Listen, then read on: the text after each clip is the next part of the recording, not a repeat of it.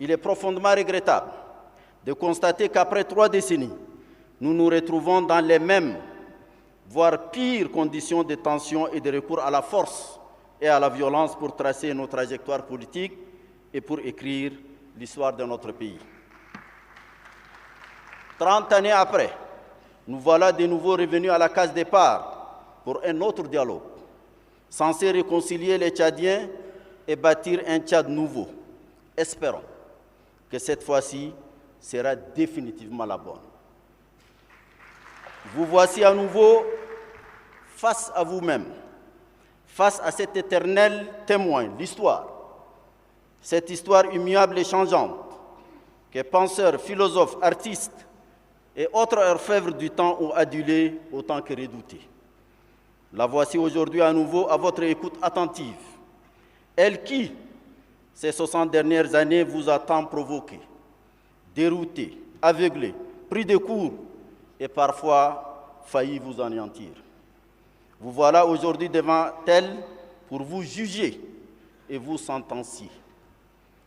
Dans cette turpitude comme dans vos interminables corps à corps avec elle, l'histoire, une fois encore, vous rassemble, non pour cette sempiternelle œuvre décisive à laquelle nous a habitué l'évolution politique du Tchad, mais pour l'élaboration d'un solide contrat à durée illimitée d'un Tchad de justice, de paix et de progrès. En effet, combien de dialogues avons-nous organisés? Des accords signés? Combien de réconciliations et de retrouvailles avons-nous célébrées? À combien de trahisons, d'abandons et de ruptures de bancs avons-nous assisté?